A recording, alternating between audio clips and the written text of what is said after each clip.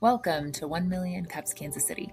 The mission of 1 Million Cups is to lower the barrier of access to education, resources, and connection for all types of new and aspiring entrepreneurs throughout the United States. 1 Million Cup communities gather across the country every Wednesday to share presentations and make authentic connections. 1 Million Cup events are free, open to the public, and always have coffee. At this time, we'd like to call Dr. Vogel up from Avila College, and he's going to tell you more about the program and some students he has here.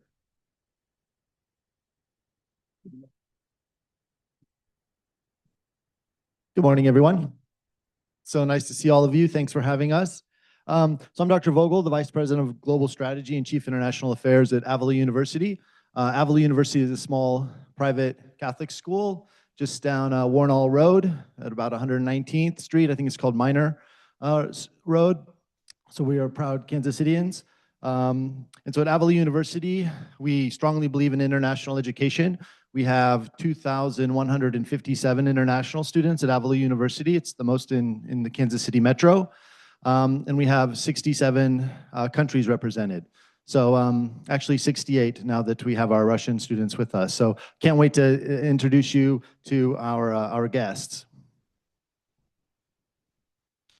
Right, so this is, these students are kind of an elite group of students who were selected from a pool of 1,000 of the best students in Russia to attend, and they went through a rigorous application process. They had personal interviews, they had to write essays, and also universities hosting them had to go through quite a rigorous process as well. And so only 2 universities in the United States were chosen to host the INSPIRE students, Avila University and the University of San Diego. So, so we're really honored to have these excellent students here with us. Many of them are from several of the top universities in Russia. So put shortly, they're the most brilliant students in Russia, just sitting there. So they're here for 3 weeks talking about, they're experiencing entrepreneurship, leadership, civic engagement. We do a lot of volunteering, and of course, American culture. So that's a little rundown. Right, so we're going to hit up all the spots. They've been enjoying the FIFA World Cup. I hope all of you have too. I'm starting to get a little bit of the World Cup fatigue, though, from the constant excitement.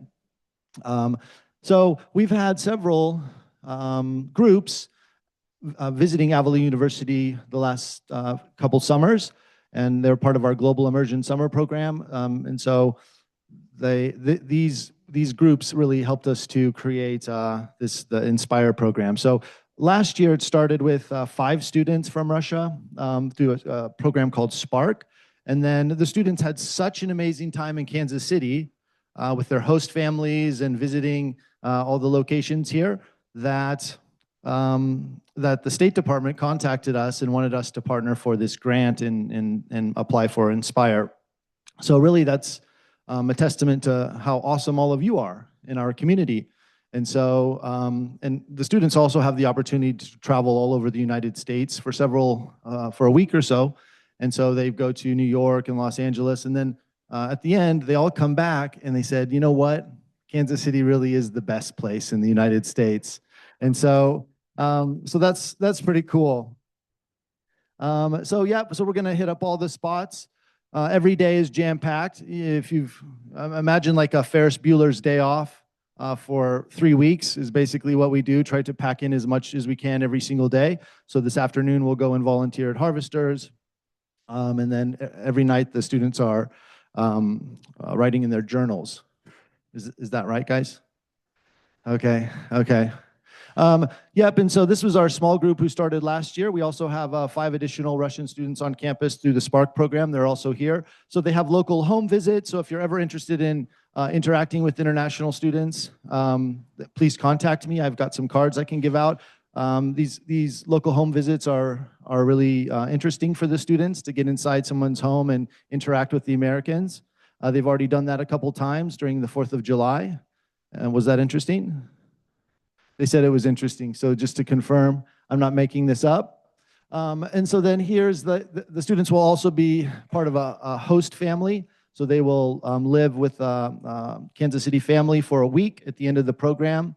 And typically, this is the most enriching part of their experience, is getting to live with Americans and Midwesterners, and to find out why we are the heartland. And so, of course, we keep them busy volunteering. As I mentioned, this afternoon they'll be visiting harvesters. They'll also be volunteering at the Humane Society, and river cleaning and some other initiatives. So it's pretty busy schedule. We have been trying to make the most of the World Cup, although FanFest was canceled on July 4th because of weather. We're going to make it up and hit up another one soon. And so, yeah, it can get pretty silly, obviously. And then they'll graduate as soon as they've come. They will depart, and then that's going to be really about it. So let's see. So did I tell them everything you wanted me to say? I did? Okay. So all of them are entrepreneurs, and so they all have these brilliant business ideas. And so I hope that you'll engage with them when we have some free time to chat them up and help them explore their ideas, because, again, they're really brilliant. So that's it. Thank you so much.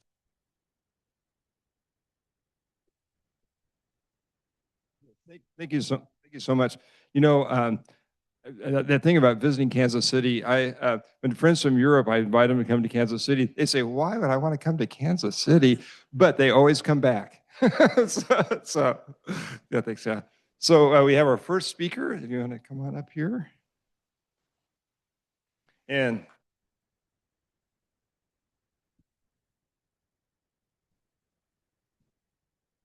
you're going to speak from the podium. Is that right? Let you introduce yourself. Good morning, everybody. My name is Dr. Tuoyo Omare, and I'm here with Revv Auto, and today I'm going to be presenting the Auto Savings Account, or the ASA.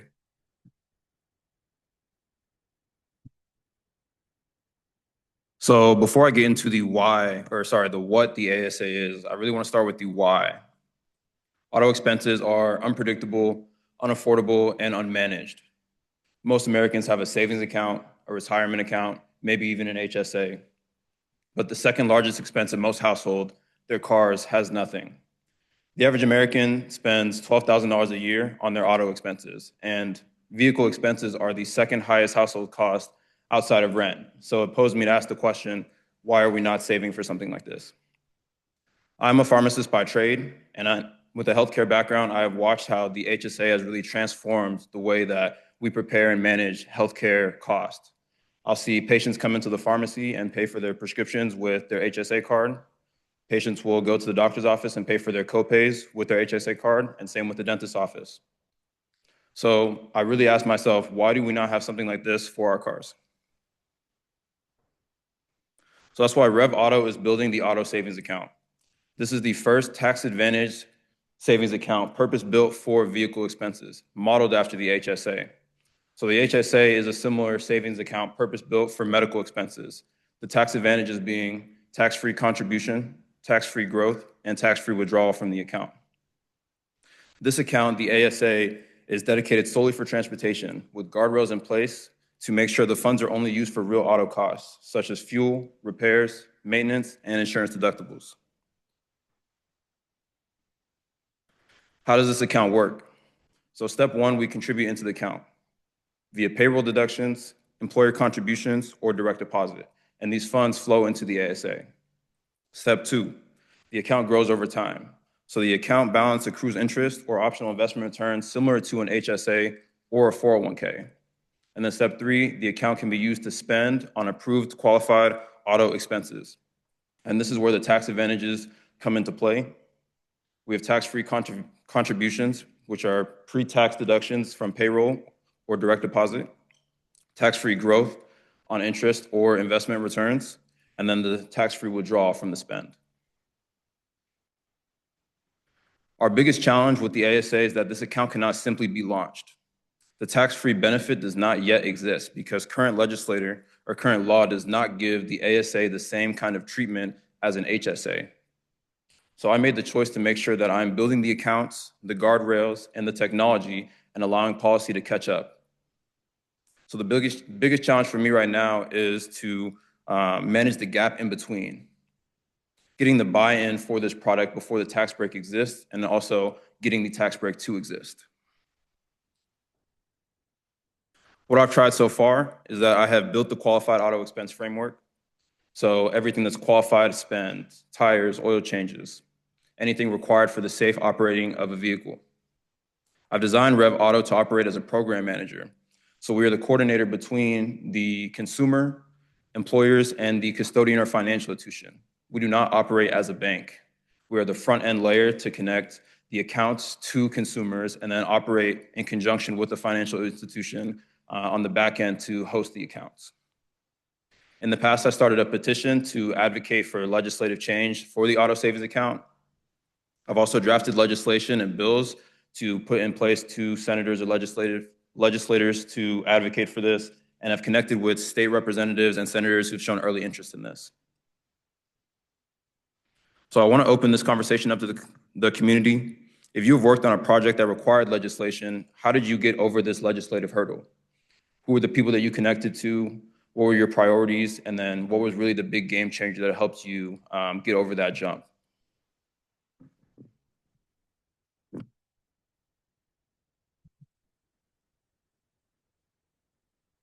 Okay, we're going to open it up for questions now. If you have a question, please raise your hand and we will bring a mic around. We are recording, so you have to have a mic to ask the question. Hi, I was just on the Hill lobbying, and my suggestion, I want to hook you up with someone, so connect with me before we end.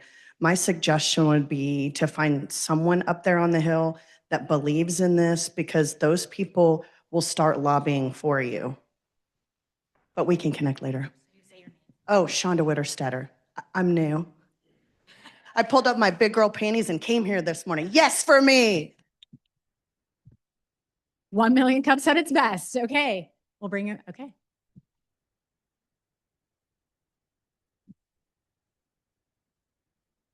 Hi, my name is Joe Paiva.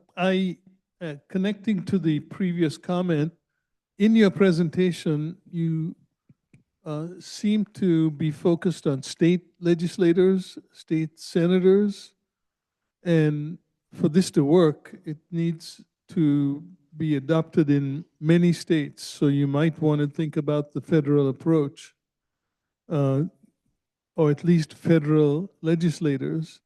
How are you planning on handling this? Because if you're trying to do this locally, in Kansas City, you at least need 2 states, because most of us are pretty fluid in our geographic location, and be inconvenient if we wanted to use this spending card to move over to our home state before we used it. So at least 2 states. But really, I'm assuming you have plans for expansion and for this to be a national program. And if so, you need to find consistent benefits that are uniform across the country. So just wondering how you're approaching all that. So how I've been navigating that so far is I've been initially starting with my state legislators. So I'm a Kansas resident, and I've also been trying to reach out to Missouri as well. This would work best on a national scale. Same with like the HSA, you get the federal and the state tax benefit. I'm trying to start at the state level and then scale from there. The problem I've come into or run into so far is when I've tried to reach out to state legislators from other states outside of Kansas, because I'm not a state resident, policy change for an outside resident for their state is not something that they're currently interested in. So I'm trying to adopt something for at least Kansas and Missouri first, and then scaling outside of there and really getting pilot data for these 2 states so that we can use it as a model to kind of push for policy change across the United States. Yeah, over here. I'm just curious, have you thought about engaging automakers? It seems like they'd be happy to sell more cars. Is that a possibility? Yes, long term, I haven't reached out to any so far, but I think long term it's something that's beneficial because, for example, if you're a safe driver of 10, 20 years and you're paying for car insurance and you haven't had to rely on that insurance for any kind of payout, Imagine if that money has been sitting in your ASA for years and growing over time. Maybe you can use the money in your ASA account to fund the down payment for a new car. Yeah, hey, great presentation. I can see this happening actually. And I've had the pleasure of working with a couple of organizations that, needed legislation to actually make them successful. One was Bluetooth. So I worked for Bluetooth back in the early 2000s. They didn't know what they were failing. Literally, they were failing. And finally, legislation came out in a few states that said, hey, you had to have a hands-free device. You couldn't talk with the phone in your ear while you're driving.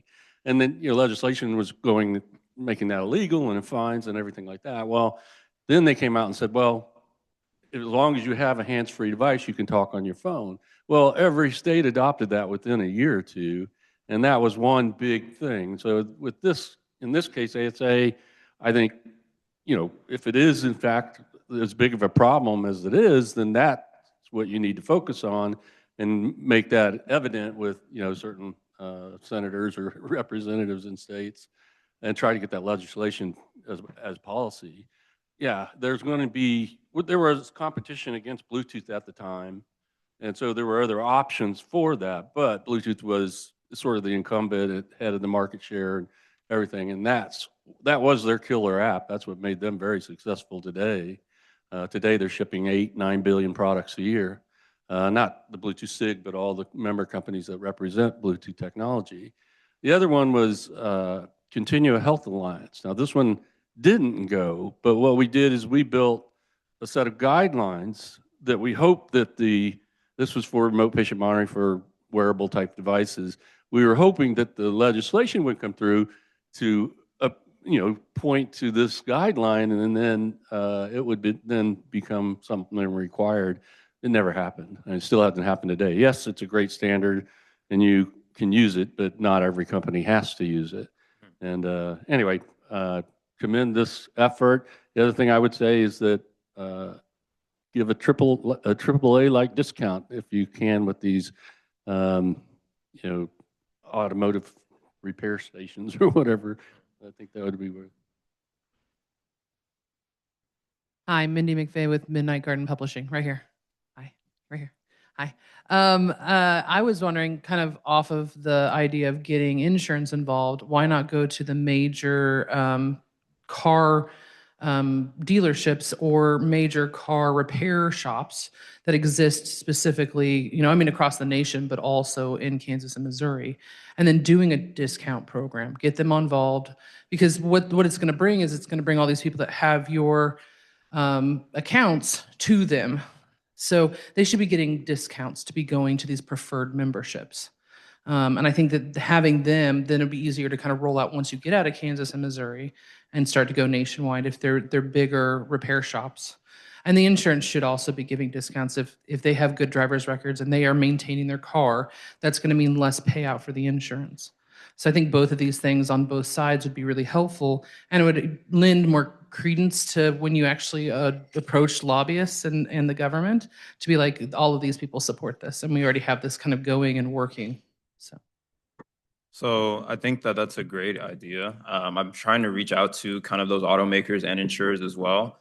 The problem I've run into, and similarly, I've tried to reach out to custodians and financial institutions, and they are behind an idea like this. The problem is I can't actually functionally create these accounts without the tax advantage. So I can't roll something out for automakers to offer it as a discount when the tax advantage isn't there. Because without that tax break, it's no different than just a regular savings account. So it's really that tax break that makes it an effective savings tool and beneficial rather than just like a savings account that can be discounted without the tax break.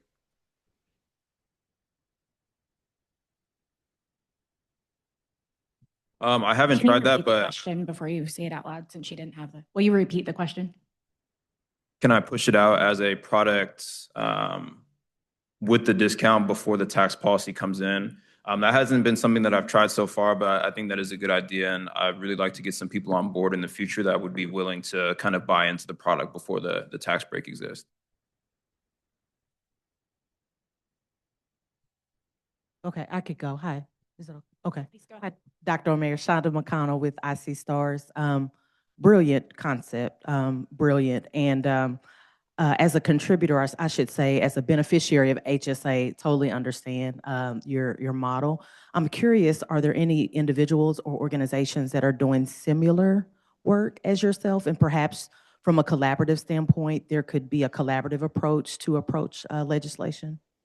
I haven't found any organizations that are doing something similar to this specifically. I've tried to reach out to kind of lobbyist groups that are pushing for maybe automotive change and things like that, but I haven't found a group that's pushing for something similar to this product itself. But I would definitely love and be open to collaborating with anybody that's working on something similar. Tuoyo, great innovative idea, but what is your competitive advantage, or what's going to keep competitors from you, away from you, if this law gets passed? What would keep competitors away? I think that the standout for the ASA is the guardrails that we have in place. HSAs don't have a similar guardrail system in place because healthcare spend is really limited to a few places, such as like the pharmacy, the doctor's office, the dentist. So whenever you go to these places, the HSA spend gets automatically approved. However, when you have automotive spend, you have places like Costco where you can buy tires and also $1,000 of groceries. So the ASA has the guardrails in place to ensure that when you're going to Costco, that spend only gets authorized for the tires on your purchase and not just everything altogether. Okay, hi. This is an idea for you. There's an investment program that I use. They're like a mentor for me, and it's called theperfectportfolio.com. They specialize in teaching people about tax-free investments, and I'm sure they would be interested in helping you or learning what you're doing. Theperfectportfolio.com. I'll keep that in mind. Thank you very much. We'll do one more. So I have a question. I feel like there's going to be an education, like a learning curve for people with this brand new idea, and it's a great idea.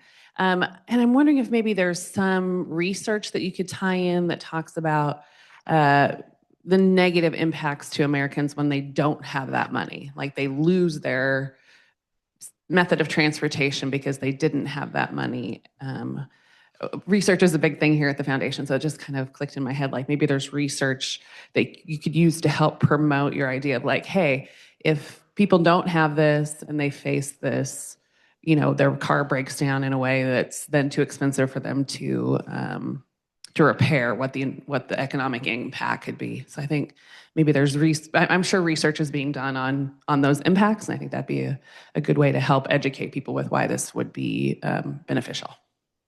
100%. And I think that alongside that research, everyone can attest to, you know, having that car repair that just came out of nowhere that we really weren't prepared for. And I think that with an idea like this, you know, those car expenses are something that you're going to be paying for anyways.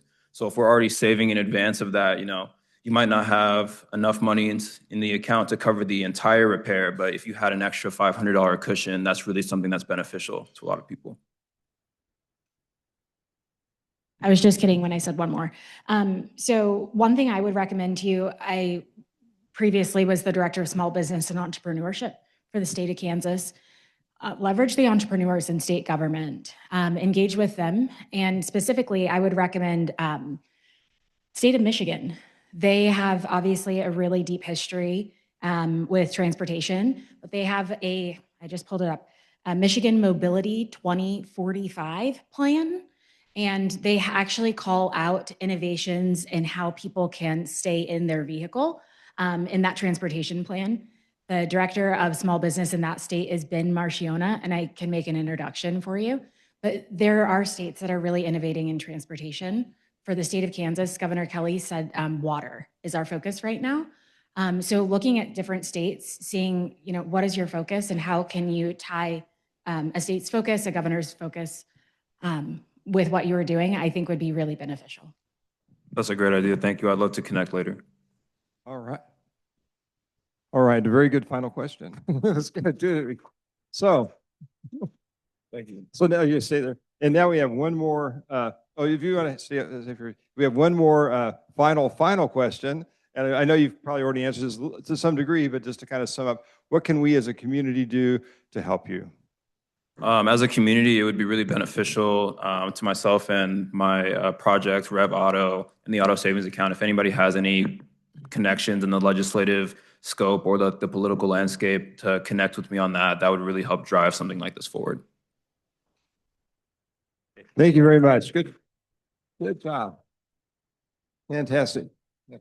A little bit of housekeeping here. Somebody left this green container here a few weeks ago. If it's yours, otherwise I'll take it to the thrift store. But otherwise, it's here if it's yours. And so we have our next speaker here. Dr. Beverly Pell is going to speak with us. You want to listen? Yeah.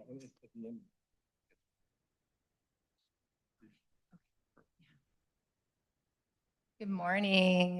Can you hear me okay?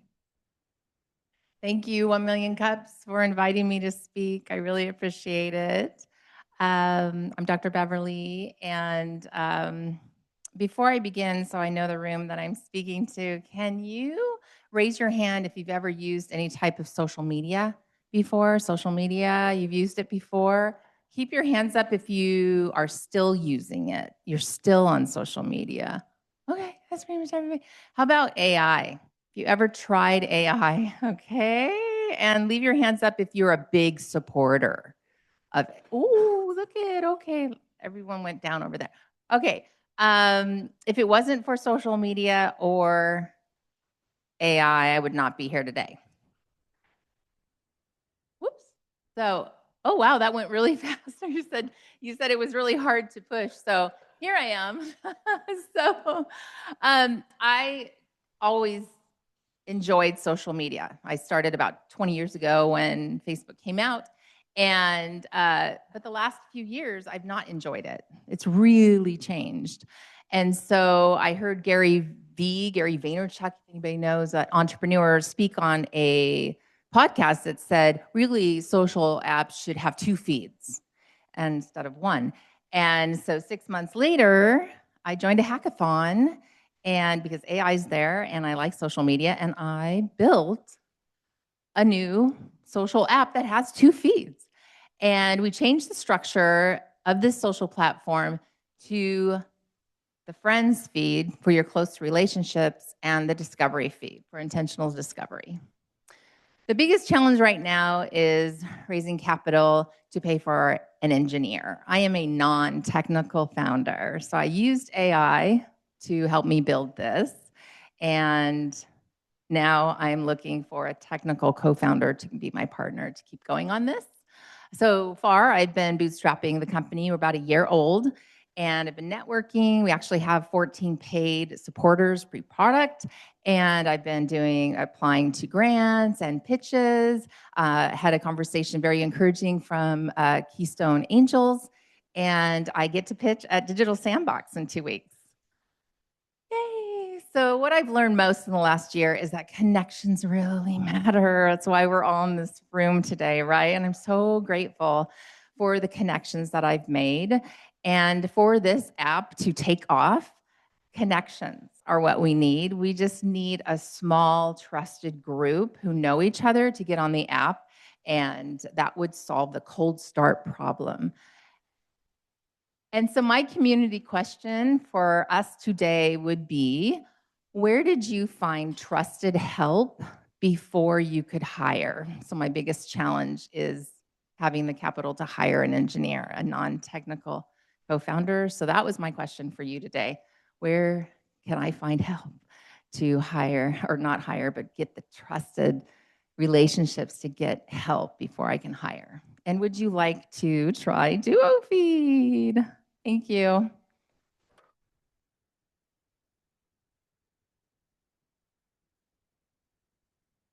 Hey, now we are going to questions. Awesome.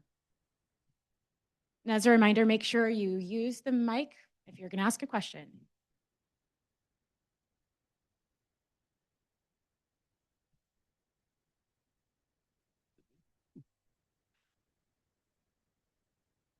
Hey, thank you for the presentation. I don't really get the concept of what you're doing. Can you explain that a little bit more? Yeah. So can I use this and go back so you can see?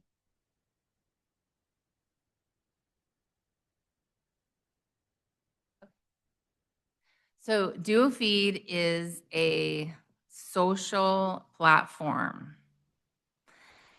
Not really social media, but a platform where two feeds separate your closest relationships from discovery. And being overwhelmed with social media, having my friends in the same feed with advertisers and strangers and an algorithm that shows me things I don't want to see, didn't appeal to me anymore. But I like social media. So we took the friends and the people who really matter out of the main feed and we put it in its own feed. So we cap it at 100 so that you can follow the people that really matter and your friends and family, people you trust, and you'll see every single post that they ever post every single day. Chronologically, there's no ads and no algorithm. And then the other feed is for discovery, things that you're interested in, and there's no algorithm showing you what you're suggested to be interested in. You get to control that. Thank you for that question. Thank you. Hi, Mindy with Midnight Garden Publishing. I have a question about utilizing this for business purposes. So I have a bunch of author clients that we want to stay in touch with on their social media because we all use the same CRM system to kind of push the algorithm together. And so could I utilize this to keep them separate on our business feed, and then to utilize the intentional discovery as a way to push Midnight Garden specifically through your feed? Yes, you can, and that's version 2. So in my research, I have found that business professionals, just like you're describing, want to put a separate tab in the friends feed for groups and to invite 10, 20, 30 and interested members that come up in the discovery feed and move them over to the friends feed and then to the groups. And that is how our model, our revenue model would be. Subscription model is kind of what we're looking at with premium community. Is there a connections. cap on close friends? How many you can have in that? In the groups? Well, we're new, so we're working out the revenue model, but we were thinking like 20, 60, 100, and yeah, monthly subscription for that. Yeah, thank you. Thank you for that. Yep. Hi. Okay. My name's John Ann, and I guess my question, and you started to talk about the revenue. If there's no ads, so the individuals that are going to be on DuoFeed, they're paying a subscription. And I'm trying to see how you distinguish yourself from Facebook, which is completely free, to getting them to want to be on DuoFeed and pay a subscription, how you're going to handle that. Yeah. We do have a freemium model. So it will be free with limited features, so limited number of friends that you can have in the friends feed, but you can enjoy both feeds, of course. And we are not an advertising supportive. That's not how we do our revenue. Because we want to incentivize the members and the community, we want to align with what they want. And really, the revenue model would be the version 2 with the groups and business professionals that are asking for a way to people who are interested in what they see in the discovery feed move over to that connection feed of 100 or so, and then the groups where they can take who they've gotten to know and trust in that friends feed into the groups. And so that's the difference between Facebook, WhatsApp. It's kind of like a combination of what we're used to, but different because it's completely separated in that friends feed to see more quickly. It saves time. People that we are interested in seeing all of their posts and get to know them more quickly, and then connect with them and then move them into groups if they're interested in what we're doing. Did I answer your question?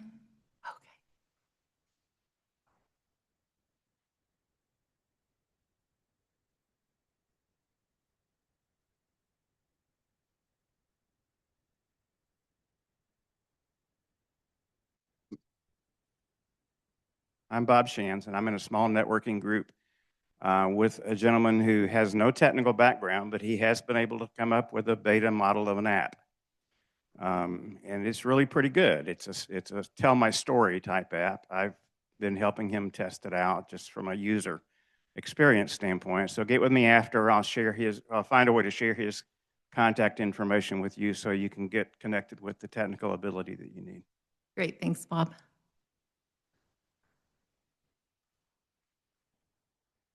Hi.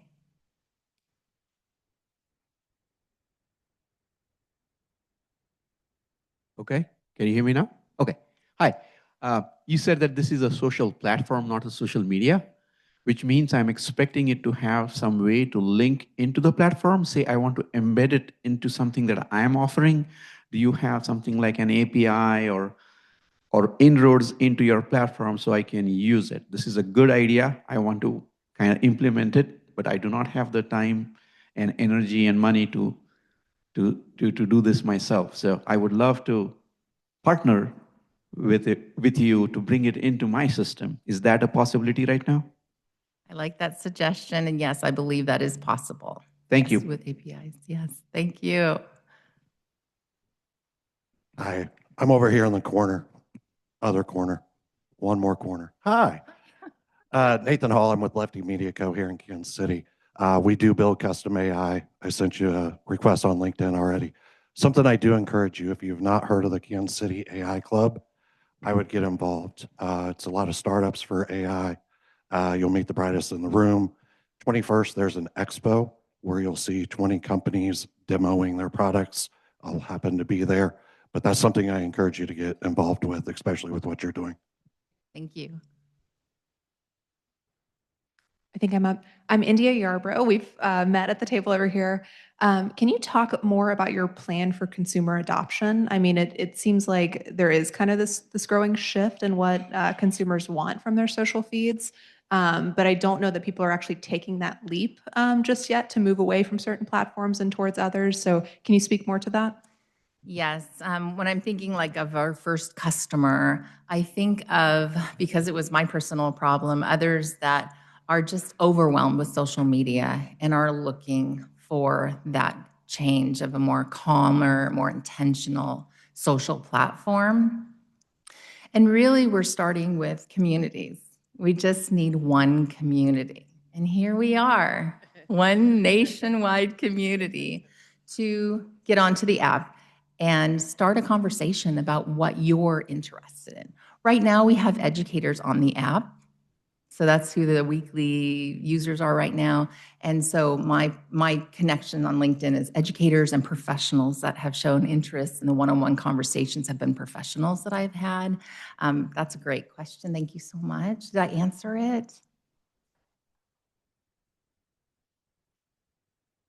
Yeah, and I mean, I'm thinking of not just professionals, but young people too, right? Who just like to see the fun photos and like to engage with their friends in that way. You know, how might you appeal to them as well? Mm-hmm.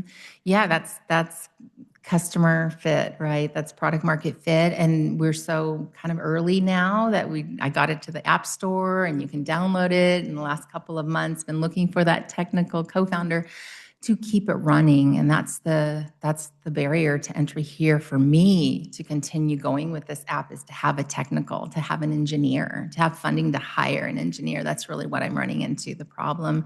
Engineers like money. They like to be hired, like to be paid.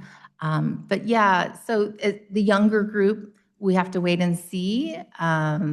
The ones that are, I have a particular interest in neurodivergent individuals and families, because actually they have been describing the problem that DuoFeed was designed to solve. Okay. Yes, hi. I have a couple of thoughts about resources for you. Are you aware of the UMKC Innovation Center? We're fortunate to be neighbors with them. If you go like past the pond, that's where their building is, right over there at 47 Troost, I believe is the address. Anyway, there's a component of that called Tech Venture Studios. Okay. And what they are designed to do is help people that really need technical, have a business idea, but need that technical support. And there, I do believe, is funding available. They presented here at 1 Million Cups before. Okay. So that's somebody, and I have a direct contact there that I can share with you because I really think that would be a good place to start. And Casey SourceLink, I don't know if you're aware of Casey SourceLink, but they sort of do a really great job of cataloging all of the various entrepreneur support organizations throughout Kansas City that might have some resources for you. Great, great. Thank you. Hi, I'm Manu. Like, we are students from Avila, so I think you can get Gen Z kid advisors from our college. So they have so many computer science students and technology students and digital marketing students who can help you with the ideas. And I think this should be discussed with the Gen Z kids because they are all in the social medias and they know really what they need and how you can improve this app. And the same feed, the same strategy is in Instagram, kind of following and favorites when you tap on the head of Instagram. And I did not find that kind of difference in it. But if you really want to develop this and encourage, you have to go behind Gen Z kids, and you can grab ideas from college students, and you are free to come to our university to collaborate with the students of computer science and digital marketing. And it would be good if you come there and talk to our students. Thank you. I accept that invite. Thank you so much.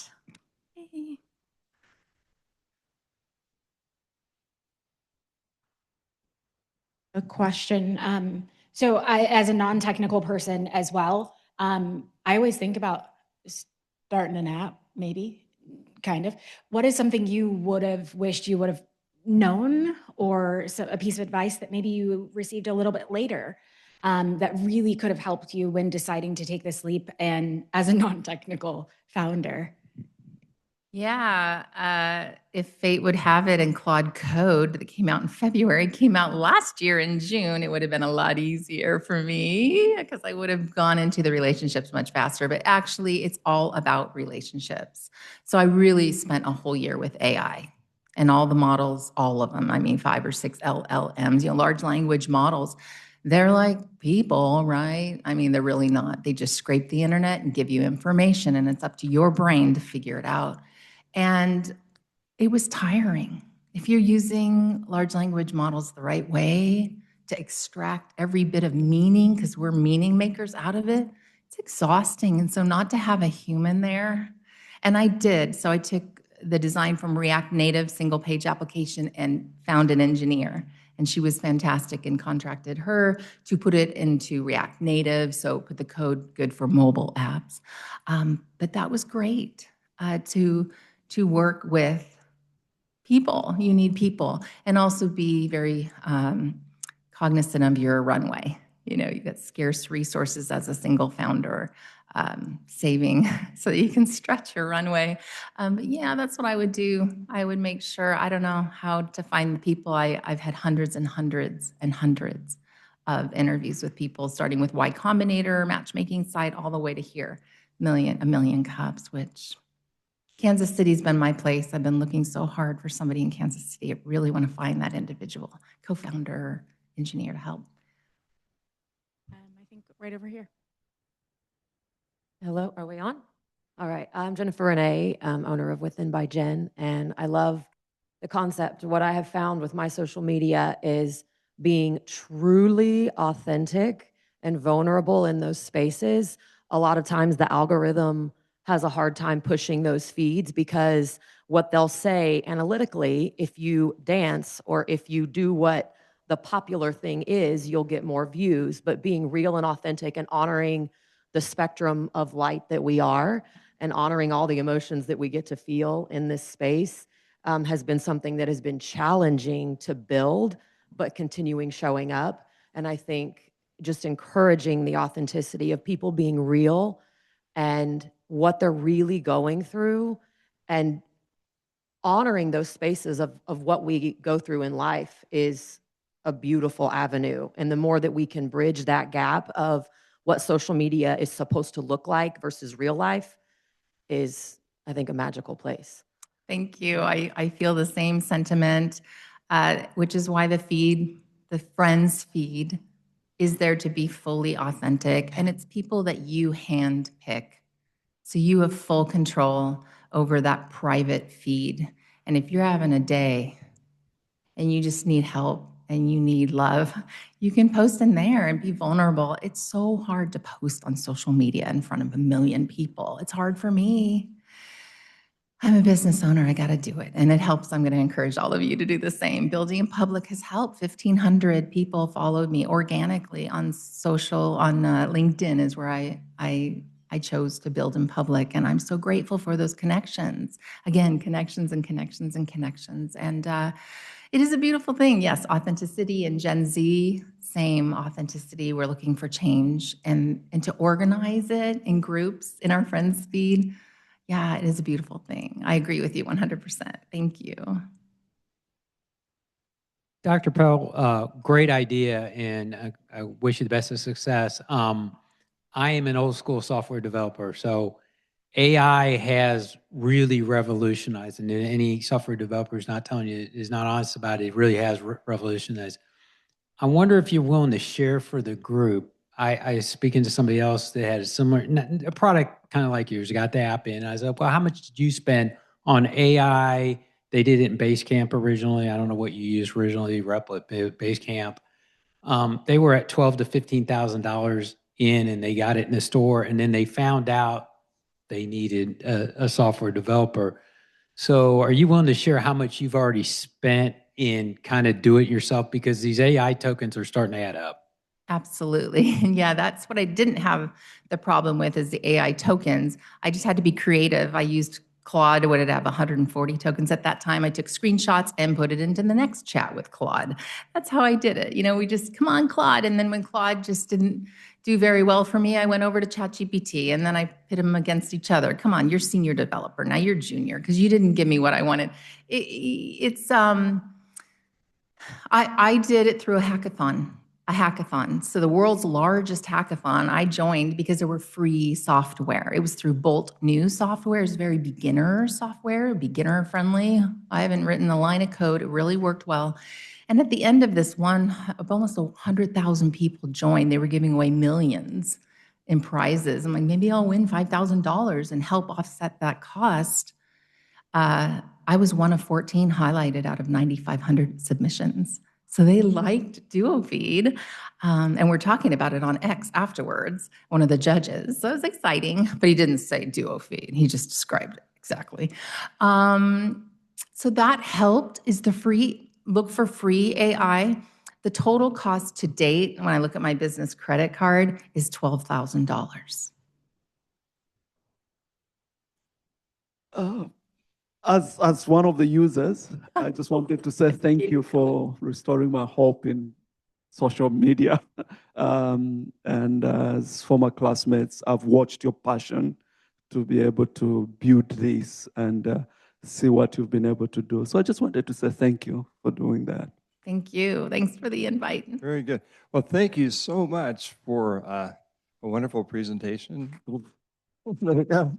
And let's see. There's the clicker here. So we have our final question for you. Ask here. Oh, you have a little bit. Yeah. We're at the very Let me go down to. Are we fighting each other? Yeah, I think we are. Yeah, just 8. Yeah, I'm on. So our question to you is. My questions are my. What? Okay, they're at the end of the presentation. Okay, I'll just say them. Okay.